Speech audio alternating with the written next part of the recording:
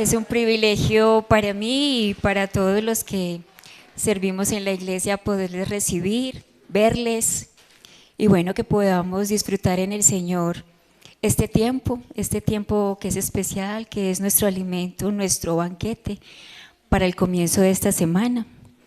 Y también queremos darle la bienvenida a todas aquellas personas que nos están visitando hoy por primera vez o que han venido durante estos días visitándonos y tal vez considerando la posibilidad de integrarse a nuestra iglesia. Para nosotros es de gran gozo y de gran gusto recibirles. Cuando finalice el servicio, queremos acercarnos a ustedes, a esas personas que nos visitan y les podemos recibir en este lado derecho al finalizar el servicio. Iglesia, bueno, muchas bendiciones y que disfrutemos en el Señor este tiempo juntos. Bien, buenos días hermanos. En Isaías 64:8 dice que somos vasos o vasijas en manos del alfarero. Y gloria al Señor es así. Por eso venimos a la iglesia, para ser llenos de la palabra de Dios en medio de tantos mensajes que nos lanzan a diario. Diario estamos siendo bombardeados por mensajes que para nada edifican. Hoy, como es costumbre, porque gracias a Dios tenemos con nosotros al pastor, queremos entonces orar por él. Quiero orar por él y que ustedes me acompañen, por favor. Vamos a levantar nuestras manos. Padre amado, en el nombre de tu Hijo Jesucristo, te damos gracias, Señor, por utilizarlo también a él, Señor, como una vasija en tus manos, como un vaso útil, Señor, para portar desde sus labios, desde su mente, desde su corazón, esa palabra, Señor, que él nos ha preparado, Señor. Gracias damos por su vida, gracias damos, Señor, por ese ministerio que tú le has conferido, Señor, de tanta responsabilidad, de tanta satisfacción y a veces también, Señor, cuando en momentos de tristeza, de soledad, sin duda, Señor, ha padecido, Señor, los rigores de las circunstancias que se pueden presentar. Úngelo, Señor, guárdalo, Señor, y gracias por ese mensaje que tú hoy nos darás a nosotros. En el nombre de Jesús oramos, amén y amén. Gracias, Ramón. Hermano, buenos días. Nuevamente quiero darles la bienvenida, recordarles nuevamente que deseamos acompañarles en diferentes aspectos de su vida. Esta semana hice un pedido que por favor estuviéramos orando por nuestro hermano Gabriel Millán, que tenía una cirugía bastante delicada, que ponía en riesgo su vida, pero ahorita está recuperándose de ella y confiamos en el Señor que, que pronto lo tengamos entre nosotros. Y si usted tiene alguna situación en la que como iglesia podamos ayudarle, pues por favor, hágala conocer. Y también desde el próximo domingo estaremos nuevamente reuniendo lo que es la ayuda de la canasta de amor, para que también apoyemos a hermanos que estén pasando por situaciones económicas complejas, y no solo en nuestra iglesia, sino que podamos hacer una labor social también por fuera. Hay muchas personas que pasan ahora mismo dificultades. Creo que es oportunidad también para que oremos por todas estas personas que están siendo desplazadas del Catatumbo. Es una situación bastante difícil que amerita nuestra oración y, ¿por qué no, todo el apoyo que se está pidiendo para que estas personas puedan tener algo de comida y descansar bien cada día que están enfrentando en este desplazamiento? Oramos a Dios también que pronto estos conflictos bélicos en diferentes partes del mundo vayan cesando, como ya ocurrió en la tregua que está sucediendo entre Israel y Hamás. Putin también espera que Donald Trump intervenga o medie para que se pueda resolver ese conflicto allí entre ellos y Ucrania. Y oramos también que ese conflicto interno en nuestra nación se pueda resolver. No podemos acostumbrarnos a vivir en guerra, aunque nuestra guerra como cristianos es espiritual, pero esta guerra que se libra a veces por orgullo, por deseos de poder, otras cosas, o por poderes económicos que están involucrados en esto, nos sigan acabando con nuestra gente y nuestra nación. Bueno, hermanos, recordarles varias cositas. Pronto estaremos iniciando los grupos pequeños en casa, que conocemos como rebaños. Usted preguntará por qué se llaman rebaños. Porque usamos la figura o la metáfora del pastor, las ovejas y los rebaños, ¿cierto?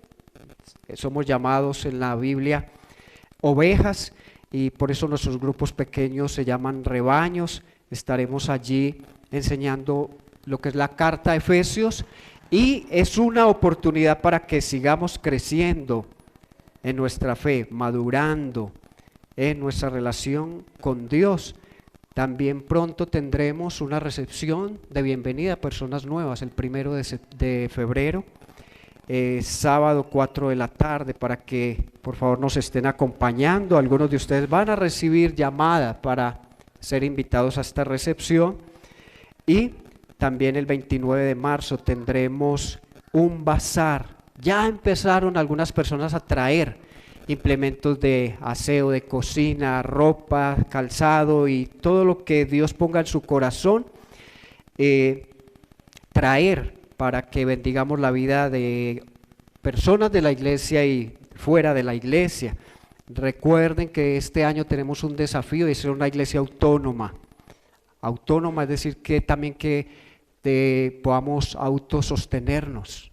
Y veníamos con un déficit de 2 millones mensuales, así que necesitamos que Dios nos respalde para poder equilibrar ese déficit que traemos.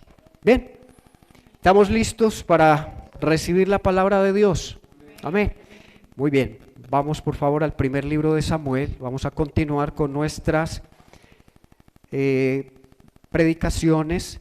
Tienen que ver con cómo escuchar la voz de Dios, algo importante para nosotros ahora en este tiempo. Cómo escuchar la voz de Dios cuando el mundo habla tan fuerte a través de sus medios de comunicación, de sus ideologías y de tanta cosa que escuchamos. Cómo escuchar la voz de Dios, tan necesario. Y esto está relacionado con el liderazgo que se puede llegar a desarrollar a nivel político, empresarial, familiar, eclesial. Este tema toca todas las esferas de la sociedad y de nuestras vidas. Y es la vida de un hombre llamado Saúl. No veamos solo sus lados pecaminosos, sino considerándolo un ser humano tal cual, como nosotros, que fue llamado a una tarea, pero tuvo situaciones que sacaron o afloraron el carácter, y que eso, pues, lo puso en una situación compleja, como vamos a ver. Capítulo 15, y voy a ir leyendo y voy a ir compartiendo algunas cosas a medida que leo. Dice la palabra del Señor: un día Samuel le dijo a Saúl: el Señor me envió a ungirte como rey sobre su pueblo Israel. Así que pon atención al mensaje del Señor. Recuerde que Samuel era profeta y también tenía funciones sacerdotales, es decir, presentar holocaustos o sacrificios al Señor. Y continúa, así dice el Señor Todopoderoso: He decidido castigar a los amalecitas por lo que le hicieron a Israel, pues no dejaron pasar al pueblo cuando salía de Egipto. Así que ve y ataca a los amalecitas ahora mismo. Destruye por completo todo lo que les pertenezca. No les tengas compasión. Mátalos a todos, hombres y mujeres, niños y recién nacidos, toros y ovejas, camellos y asnos. Esto parece una orden bastante cruel y bastante despiadada, ¿verdad? Porque vemos ahí mujeres y niños y animales. Pero recuerden que estos amalecitas eran un pueblo archienemigo de Israel, enemigo de Dios. Eran descendientes de Esaú. Esaú fue conocido como Edom. De ahí también salieron los edomitas, que siempre le hicieron la guerra al pueblo de Israel y nunca quisieron someterse a la voluntad de Dios. Así que Dios decide, como ya lo había hecho antes, que va a castigar a este pueblo, porque cuando Israel se dirigía a la tierra prometida, este pueblo se opuso para que ellos no pasaran por su tierra. E Israel tuvo que hacer un desvío para llegar allí. Recuerde que Esaú, en lugar de tomar mujer de su propio pueblo, fue y tomó mujeres cananeas, idólatras. Los cananeos eran un pueblo violento, idólatra, y aquí Dios ordena que sean castigados. Hubo también un enfrentamiento contra ellos. No sé si recuerdan la época de Josué, que Moisés tuvo que levantar una vara, y cuando la vara estaba arriba, Israel prevalecía, pero cuando la bajaba su brazo, Israel empezaba a perder la batalla. Así que a un lado se hizo Aarón y al otro lado se hizo Hus para levantar sus brazos, y Dios les dio la victoria, y era este tipo de pueblos. Así que Dios tenía razón de por qué destruir y darle esta orden a Saúl, y debía llevar a cabo esa orden tal cual Dios lo había dicho. Entonces Saúl reunió al ejército y le pasó revista en Telayín. Eran 200,000 soldados de infantería más 10,000 soldados de Judá. Luego se dirigió a la ciudad de Amalec y tendió una emboscada en el barranco. Los kenitas se apartaron de los amalecitas, pues Saúl les dijo: váyanse de aquí, salgan y apártense de los amalecitas. Ustedes fueron bondadosos con todos los israelitas cuando ellos salieron de Egipto, así que no quiero destruirlos a ustedes junto con ellos. Mire que en medio de todo esto Dios tiene misericordia. Dios le había dicho a Saúl: separa a este pueblo no debe morir junto con los amalecitas. Saúl atacó a los amalecitas desde Javilá hasta Sur, que está cerca de la frontera de Egipto. A Agag, rey de Amalec, lo capturó vivo, pero a todos los habitantes los mató a filo de espada. Además de perdonarle la vida al rey Agag, Saúl y su ejército preservaron lo mejor de las ovejas y las vacas, los terneros más gordos y en fin, todo lo que era de valor. Nada de esto quisieron destruir, solo destruyeron lo que era inútil y lo que no servía. Según Dios, ¿qué no servía? Todo lo había considerado anatema, es decir, desechado para ser destruido. Pero a Saúl se le ocurrió una idea maravillosa: no matemos al rey. No se sabe si Agag es el nombre del rey o Agag es un título como se le daba allí a la autoridad, como los faraones en Egipto, pero decide dejarlo vivo. Y no solo al rey, aquí pareciera que solo dejó vivo al rey, no, dejó parte del pueblo con vida.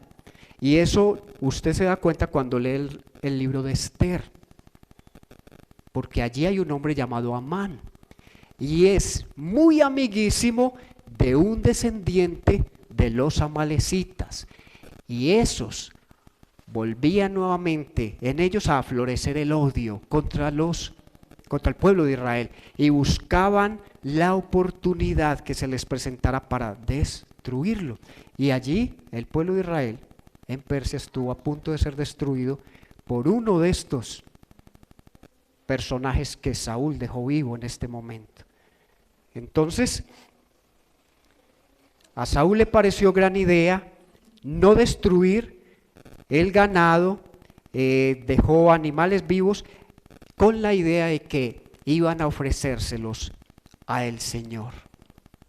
Parece una buena idea, pero la palabra del Señor vino a Samuel. Me arrepiento de haber hecho rey a Saúl, pues se ha apartado de mí y no ha llevado a cabo mis instrucciones. Tanto se alteró Samuel que pasó la noche clamando al Señor. Por la mañana muy temprano se levantó y fue a encontrarse con Saúl, pero le dijeron: Saúl se fue a Carmel y allí se erigió un monumento. Imagínense, este hombre va y hace esta misión a medias y luego va a un lugar y se levanta un monumento en su nombre, en su honor.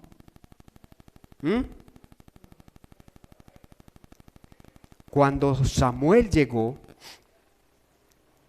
Saúl le dijo: que el Señor te bendiga.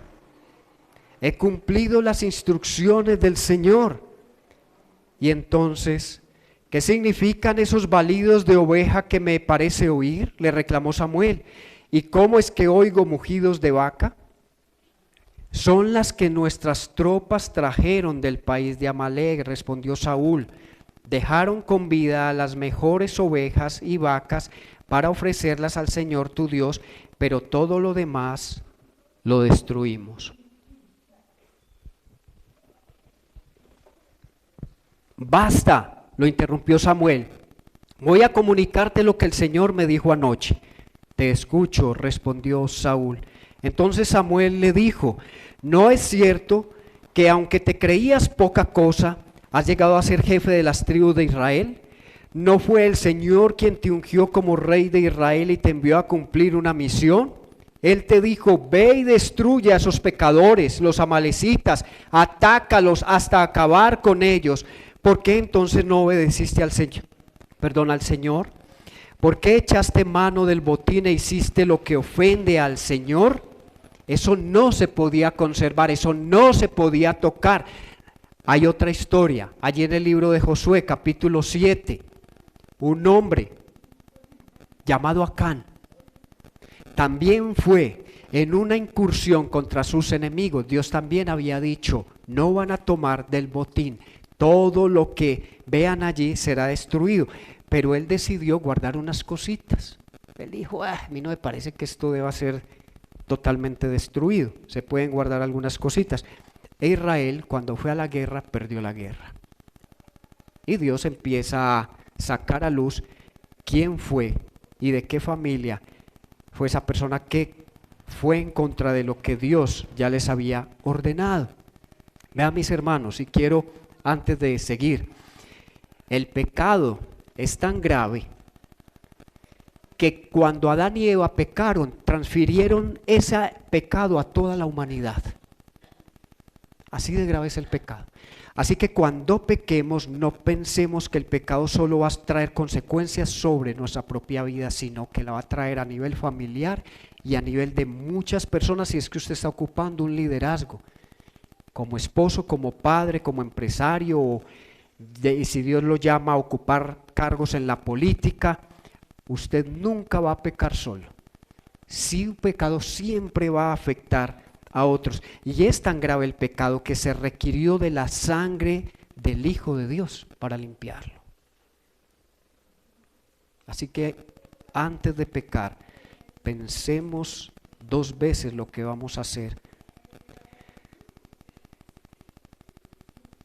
Yo sí he obedecido al Señor, insistió Saúl. He cumplido la misión que Él me encomendó. Traje prisionero a Agag, rey de Amalek, pero destruí a los amalecitas. Y del botín, los soldados tomaron ovejas y vacas con el propósito de ofrecerles en Gilgal al Señor tu Dios. Y aquí vemos la decadencia de un líder. Primero, quiere justificar su desobediencia a Dios. Dice: yo sí cumplí, solamente fue que no hice esto y esto, pero lo otro lo cumplí como el Dios lo pidió. Otra cosa es la triste y lamentable condición de un líder que no asume su responsabilidad, sino que empieza a culpar a los demás y dice: él era el comandante en jefe, Él era el líder de ese ejército, pero él decide echarle o cargar la culpa a su ejército. Dijo que fueron ellos los que tomaron esa decisión. Samuel respondió: ¿qué le agrada más al Señor? ¿Que se le ofrezcan holocaustos y sacrificios o que se obedezca lo que Él dice? El obedecer vale más que sacrificios, y el prestar atención más que la grasa de carneros. Y mire esto, escuche cómo lo contrasta aquí Samuel. La rebeldía es tan grave como la adivinación. Y ellos sabían que Dios abominaba los adivinos, los que consultaban a los muertos, los agoreros. Allí en Deuteronomio, eso está explicado en Deuteronomio 18. Antes de entrar a la tierra prometida, le dice al pueblo: cuidado con ir a aprender las costumbres o imitar las costumbres de esas naciones donde ustedes van a entrar. Y él compara la rebeldía con la adivinación y la arrogancia con la idolatría. Dos pecados aborrecibles para Dios: adivinación e idolatría. Y Saúl ha caído en la rebeldía y en la arrogancia. Ahora sí admite Samuel: he pecado, he quebrantado el mandato del Señor y tus instrucciones. Los soldados me intimidaron y les hice caso, pero te ruego que perdones mi pecado y que regreses conmigo para adorar al Señor. No voy a regresar contigo, le respondió Samuel. Tú has rechazado la palabra del Señor y Él te ha rechazado como rey de Israel. Cuando Samuel se dio vuelta para irse, Saúl le agarró el borde del manto y se lo arrancó. Entonces Samuel le dijo: hoy mismo el Señor ha arrancado de tus manos el reino de Israel y se lo ha entregado a otro más digno que tú. En verdad, el que es la gloria de Israel no miente ni cambia de parecer, pues no es hombre para que se arrepienta. ¿Qué es lo que le está costando caro a Saúl haber desobedecido? Ni él ni su dinastía iban a volverse a sentar en el lugar de rey sobre Israel. Si ve que el pecado es costoso. Y no solo porque se pierden posiciones, sino que seguimos empeñados en pecar. Tal vez evidencia muchas cosas que tal vez necesitamos en nuestra vida. Dios le había dicho a Saúl: si te mantienes fiel a mí, vas a permanecer como rey. Si me desobedeces, vas a ser quitado de esa posición. Y vuelve y repite: Saúl, he pecado, pero te pido que por ahora me sigas reconociendo ante los ancianos de mi pueblo y ante todo Israel. Regresa conmigo para adorar al Señor tu Dios. Saúl vivía de la admiración. Él se interesaba mucho en la opinión que la gente tenía de él. Y no quería que el pueblo ni el ejército se dieran cuenta de que él había sido ya relegado de su función. Y por eso le ruega a Samuel que lo acompañe para adorar a Dios y la gente siga pensando que Saúl es su rey. Aunque Samuel se opuso, parece que la insistencia de Saúl surgió efecto, y dice que el verso 31, Samuel regresó con él y Saúl adoró al Señor. Luego dijo Samuel: tráiganme a Agag, rey de Amalec. Agag se le acercó muy confiado, pues pensaba: sin duda que el trago amargo de la muerte ya pasó. Este era un asesino. Él había ordenado la muerte de familias en el pueblo de Israel. Había dejado a mujeres sin sus hijos, sin sus esposos. Este no era cualquier personaje. Pero Samuel le dijo: ya que tu espada dejó a tantas mujeres sin hijos, también sin su hijo se quedará tu madre. Y allí en Gilgal, en presencia del Señor, Samuel descuartizó a Agag. Luego regresó a Ramá, mientras que Saúl se fue a su casa en Gibeá de Saúl. Y como el Señor se había arrepentido de haber hecho a Saúl rey de Israel, nunca más volvió Samuel a ver a Saúl, sino que hizo duelo por él. Este arrepentimiento no lo tome como un arrepentimiento humano. Nosotros nos arrepentimos porque somos conscientes de que nos equivocamos, pero Dios no se equivoca, así que ese término podemos más bien sustituirlo por le dolió al Señor que Saúl no hubiera respondido correctamente al llamado que Dios le había hecho. Y es igual con nosotros. Dios nos llama a pastorear, a ser maestros de jóvenes, de niños o de adultos. Nos llama a hacer muchas cosas y Dios espera que respondamos en la medida o con la medida de ese llamamiento, porque es un llamamiento santo. Y a Dios le duele cuando sus hijos se olvidan de sus mandamientos y deciden hacer su propia voluntad. Así que, hermanos, quiero dar 5 indicadores de lo que es el egocentrismo o la egolatría, o lo que es una actitud orgullosa en la vida de una persona, y que nos pueden servir de alerta para que oremos a Dios y le pidamos que trabaje nuestro carácter. Necesitamos que Dios trabaje en nuestras vidas para que no solo no vayamos a destruir nuestra vida, sino que nos llevemos por delante la vida de otros. ¿Y por qué es necesario trabajar en esto? Porque la palabra de Dios dice que antes de la caída, de la destrucción, del desastre de la vida de una persona, viene la arrogancia, la altivez de espíritu.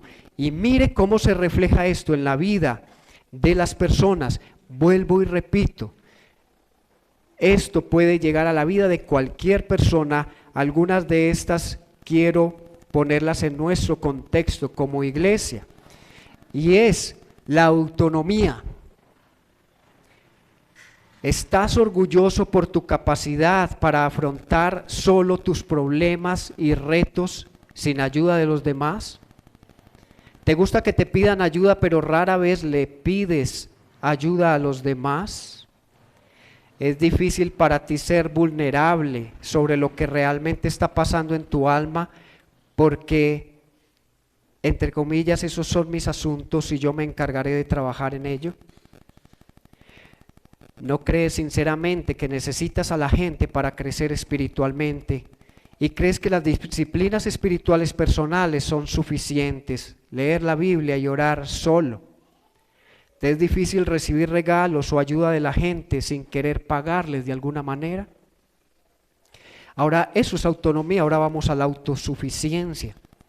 Es posible que los demás te consideren una buena persona o buen cristiano, pero pocas personas te conocen como realmente eres. Quizás seas extrovertido, pero tus relaciones se quedan en lo superficial. Muy pocas personas tienen pleno acceso a tu vida. Es posible que reveles cosas a los demás, pero solo lo que quieres que sepan, no quieres que indaguen más. Cuando las relaciones se complican, tiendes a retirarte en lugar de abordar los problemas. Tiendes a medir tus éxitos o crecimiento espiritual en función de tus conocimientos. Ahora vamos a la autoprotección. Tiendes a mantener a los demás a distancia para evitar que te hagan daño o te rechacen. Mides el avance en tu vida o la madurez espiritual en función de lo que dicen o piensan los demás. A veces temes que si la gente conociera tu verdadero yo, se distanciarían de ti. Evitas los conflictos. Si la gente te ofende o hiere tus sentimientos, prefieres no decir nada antes que arriesgarte al enojo o al rechazo. Es posible que seas adicto a la aprobación. Tu sentido de valor sube y baja en función de lo que los demás digan o no digan de ti. Ahora pasemos al sentido de superioridad propia. Tiendes a ser adicto a la actividad. Es la forma en que llevas el vacío que produce la falta de relaciones profundas en tu vida. Te preocupa más el respeto de los demás, es decir, quieres su atención, que tu sentido de la responsabilidad por los demás, lo que significa sacrificarte por otros. Te preocupa más lo que los demás piensen de tus logros. Esa es la importancia, que lo que piensen de tu influencia relacional en sus vidas, es decir, significado, que tus relaciones verdaderamente tengan sentido. Y tiendes a medir tu vida o el crecimiento espiritual por lo que has logrado. Y por último, gobierno propio. Habitualmente eliges el trabajo y los pasatiempos por encima de las personas. Tu agenda y tus prioridades siempre están por encima de todo lo demás. No reorganizas tu agenda para ayudar a servir a los demás. Te gusta tener gente cerca, pero no sueles aceptar sus consejos ni sus correcciones. Cuando se trata familia, de trabajo o iglesia, tiendes a hacer preguntas orientadas al consumidor como ¿qué me gusta o no me gusta? ¿Cómo me siento? ¿Qué gano si me quedo? Tus deseos y objetivos tienen prioridad funcional sobre las necesidades de la familia, empresa o iglesia. Las decisiones pueden ser bien planificadas, mis hermanos, o espontáneas, pero los resultados siempre parecen durar más que las decisiones mismas. Alguien dijo luego de una mala decisión en su vida: hay errores por los que nunca se acaba de pagar. Así que podríamos hacernos esta pregunta: ¿cuál es la debilidad que le asedia tan fácilmente y que amenaza con hacerle tropezar o caer en su vida? Hay líderes mundiales que han tropezado en su vida, en la parte moral, en el manejo de sus finanzas, en muchas áreas que se han vuelto oscuras. Hay muchos líderes que manejan áreas oscuras de su vida y piensan que eso nunca va a salir a la luz y por eso no se arrepienten y no frenan o paran y meditan hacia dónde están llevando sus vidas. Así que el modelo para contrarrestar este tipo de actitudes en nosotros, como lo acabo de definir, la autonomía, la autosuficiencia, la autoprotección, el sentido de superioridad propia y el gobierno propio, es Jesús. Jesús nos modeló un liderazgo basado en la mansedumbre y en la humildad. Jesús dijo: aprendan de mí, que soy manso y humilde de corazón. Hay mucho que aprender de cómo Jesús cultivó una relación personal con su Padre Celestial y cómo se relacionó con las personas. Así que voy a darle la primera estrategia: cultive la humildad. Para desarrollar humildad se necesita dependencia en Dios. Necesitamos poner límites. Tenemos que tener disciplina en nuestra vida y debemos aprender a rendir cuentas. La ausencia de estas cualidades te volverá más vulnerable al ataque espiritual. Otro aspecto: el conocimiento teológico, los dones, los talentos, la experiencia que hayas acumulado en tu vida y el éxito no te protegerán de una caída. La humildad implica temer al poder de la posición más que anhelarla. La humildad tiene que ver con sentirse más motivado a servir que a ser visto. La humildad disfruta más servir que liderar. La humildad reconoce que mientras el pecado viva en nosotros, continuamos en necesidad de ser rescatados de nosotros mismos. Mientras haya pecado en nosotros, continuamos siendo un riesgo para nosotros mismos y para otros. Quizás no hay mejor defensa contra un ataque espiritual que la humildad. La humildad tiene un sentido constante de la necesidad de la gracia protectora que clama por la ayuda de Dios y de los demás. Por eso ahora cantábamos: somos iglesia. Un cristiano solo es un buen objetivo para Satanás. Cuando el cristiano camina solo, el diablo sabe cómo buscar su caída.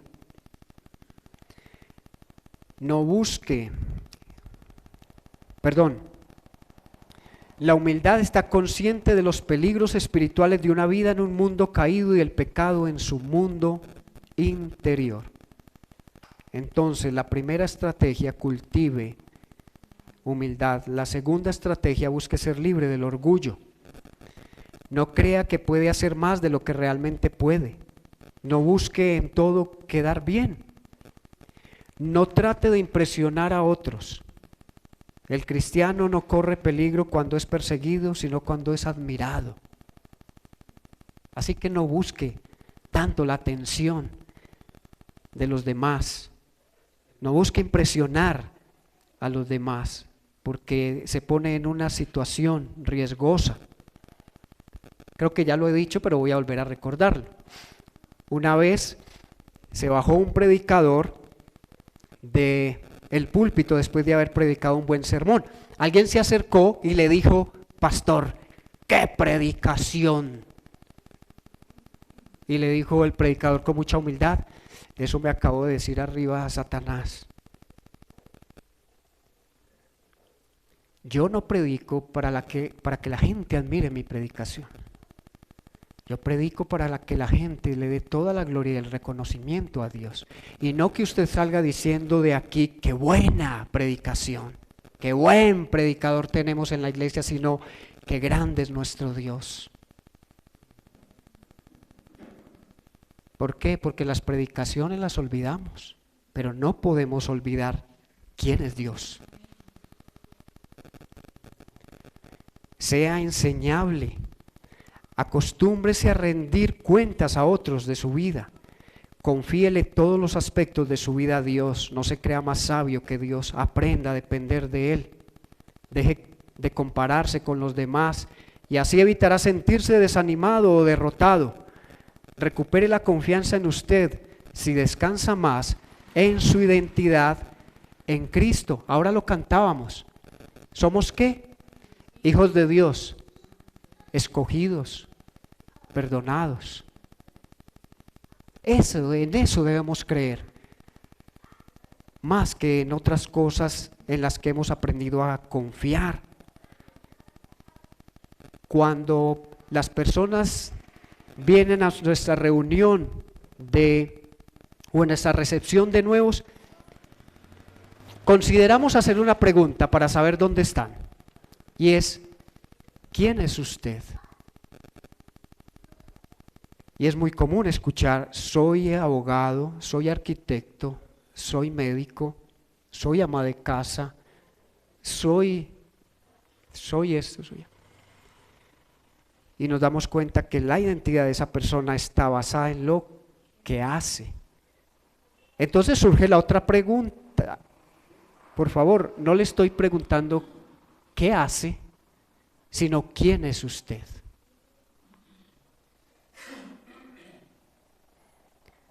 No busque siempre tener la razón o ganar cada discusión. No se ponga a la defensiva cuando comete algún pecado o se equivoca. Deje ese espíritu de crítica, no se ve bien. Quien vive señalando las debilidades de otros, tenga más compasión y gracia. No intente buscar satisfacción en las posiciones y en las posesiones. Dios es suficiente para suplir nuestras necesidades más profundas. Siempre pregúntese si quiere un nombramiento, si quiere ser promovido, si quiere llegar a un lugar más arriba de donde está. Pregúntese: ¿por qué quiero estar ahí? ¿Cuál es mi motivación de estar en esa posición? Que su motivación a servir no sea más por compromiso o obligación que por amor a los demás. Abandone el deseo de tener el control de las situaciones y de las personas. Y no olvidemos que Dios da gracia al humilde, pero se opone al orgulloso, o resiste al orgulloso. ¿Qué es lo que Dios dice? Humíllese. Humíllese bajo la poderosa mano de Dios, y cuando fuere tiempo Él lo exaltará. Y si permanecemos fiel, Él hará que duremos mucho en esa posición y que recibamos las bendiciones que Él quiere darnos y que nuestras generaciones también las reciban. Pero a veces con nuestros pecados frenamos la bendición para nuestra vida, para la de nuestros seres queridos, para la iglesia, para los lugares donde Dios nos ha puesto a servir. Recuerde que Potifar prosperaba, o la casa de Potifar prosperaba porque allí estaba José. Las cosas en la cárcel donde fue puesto José mejoraron, las condiciones de los presos mejoraron porque allí estaba José. Egipto llegó a ser una gran potencia porque allí estuvo José. Si no, Egipto hubiera desaparecido. Así que debemos apropiarnos de la posición de liderazgo que Dios nos ha dado y debemos luchar por nuestros matrimonios, por nuestras familias, por la unidad de la iglesia. Debemos comprometernos con la nación donde Dios nos ha puesto a ser sal y luz, a ser fieles en enseñar y en predicar la palabra de Dios. Así corramos riesgo por hacer esto. ¿Qué es lo peor que nos puede pasar? Que nos quiten la vida. Humanamente hablando parecería lo más malo, pero viene a mi mente una frase de pastor en estos días que decía: queremos ir al cielo pero nadie se quiere morir. Qué ironía. Si nos morimos, gloria a Dios, porque vamos a nuestro hogar, a nuestra morada. Vamos a inclinar nuestra cabeza por un momento y a meditar en lo que Dios haya hablado a nuestro corazón.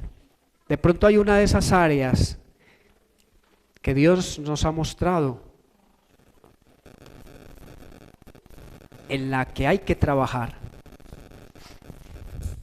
Así que no seamos tan ligeros para decir yo no soy orgulloso, porque hay que revisar todos los aspectos en nuestra vida y saber cómo estamos respondiendo ante las situaciones que se presentan. Recuerden que estamos constantemente en pruebas. Dios prueba nuestra fe, nuestro carácter, nuestra obediencia, nuestra fidelidad a Él, nuestra constancia. ¿Y cómo estamos respondiendo a cada una de esas pruebas? Saúl no era la primera vez que estaba desobedeciendo la voluntad de Dios, ya era la segunda vez según lo describe este pasaje. Pudo haber sido más, pero según lo narra aquí Samuel, era la segunda vez que él desobedecía al Señor. Una supuestamente porque su impaciencia lo llevó a tomar una decisión de usurpar el lugar del sacerdote que era Samuel. Aquí fue otra decisión, él quiso quedar bien con su ejército y por eso decidió hacer lo que su ejército le pedía: guardar o conservar todo aquello que había sido destinado por Dios para ser destruido. Que hay aún en nuestras vidas que Dios nos dice, ese pecado tiene que ser destruido. Hay actitudes, hay, no, qué sé yo, objetos en nuestra casa que aún conservamos y que sabemos que no deberían estar en nuestra casa, porque son paganos, son representaciones de, tal vez de religiones paganas. Y Dios nos pide no solo santificar la casa, el hogar donde vivimos, sino nuestra propia vida, la morada del Espíritu Santo. Desechar el pecado, hacer morir el pecado en nosotros.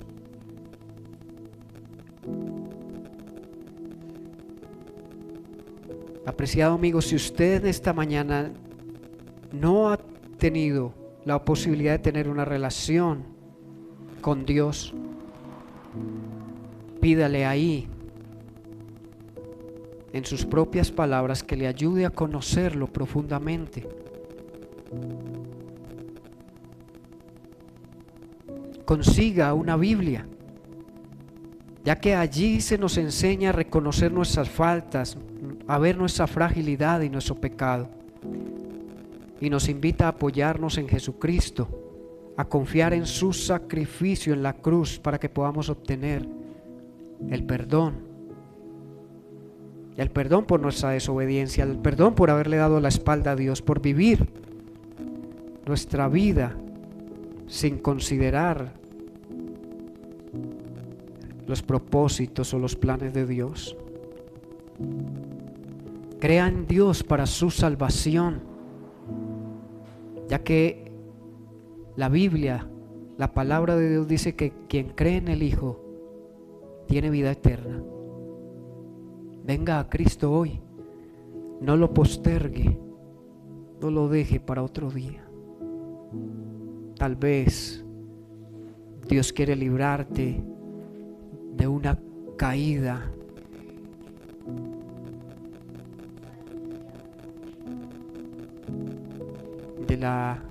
de que destruyas de alguna manera tu vida y la de otros o la de tu familia. Y si usted es creyente, te pido, hermano, que no perdamos nuestra dependencia en Dios.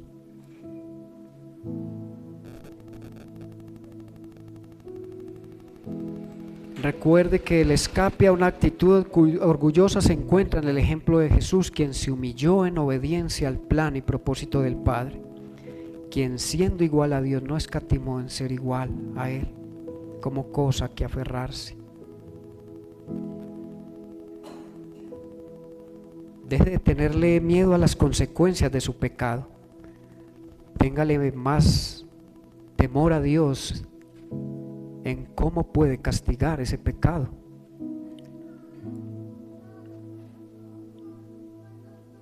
Hemos de tener la mente de Cristo para actuar con humildad. Recuerde, hermano, que cuando somos humildes, estamos en una condición óptima para servir a Dios. Somos más útiles para Él. Pero si nos llenamos de arrogancia, no daremos honra a su nombre.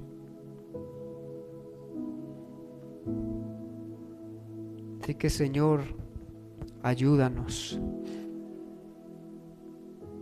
Ayúdanos a vencer el orgullo que a veces nos llena. Gracias por sacar a la luz, Señor, la arrogancia, la altivez, la soberbia, la individualidad o ese sentimiento de independencia que empieza en nuestra vida de temprana edad, que no queremos someternos a reglas, no queremos escuchar a otros, y en nuestra ignorancia no nos dábamos cuenta que íbamos de cabezas al precipicio. Gracias, Señor, porque tú le pusiste freno a esa locura de vivir haciendo lo que nos parecía, sin tenerte en cuenta nuestros caminos. Éramos ciegos, sordos a lo que tú estabas, Señor, haciendo en nosotros. No entendíamos que nos estabas llamando en las diversas situaciones por las que pasábamos.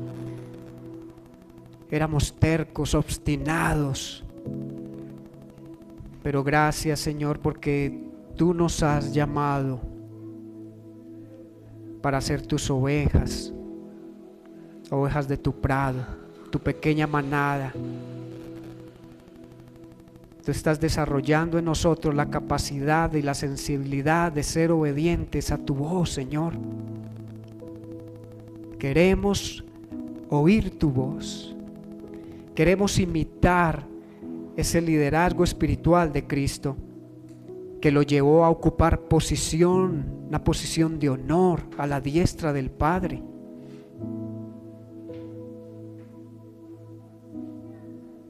A veces pensamos en estos pasajes que leíamos ahora que parece un Dios despiadado, pero es un Dios de gracia y misericordia.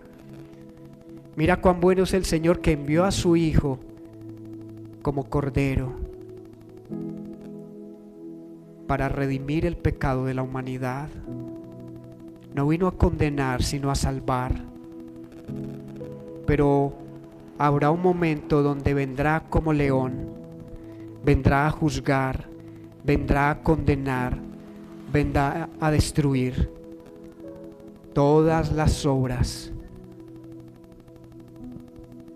que van en contra de su voluntad. Dios vino para destruir las obras de las tinieblas, el poder de la muerte y del pecado. No en su totalidad, pero vendrá en su segunda venida para hacerlo para siempre. Así que gracias te damos, Señor, por tu presencia en esta mañana, Señor, y que sea siempre para nosotros el referente de humildad, de dependencia, de compasión, de obediencia, Señor.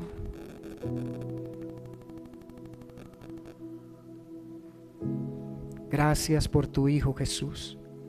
Gracias por ser nuestro hermano mayor y ayudarnos cada día a ser esos hombres y mujeres que tú quieres que seamos, Señor. Porque tú desechaste a Saúl, pero te buscaste un hombre conforme a tu corazón. Señor, no queremos ser desechados. Queremos tener un corazón conforme al tuyo. Y que nuestra vida, nuestro entorno, nuestras generaciones sean bendecidas, Señor, como lo dice tu palabra, porque tú eres un Dios fiel, un Dios de verdad. Oramos en Cristo Jesús. Amén y amén.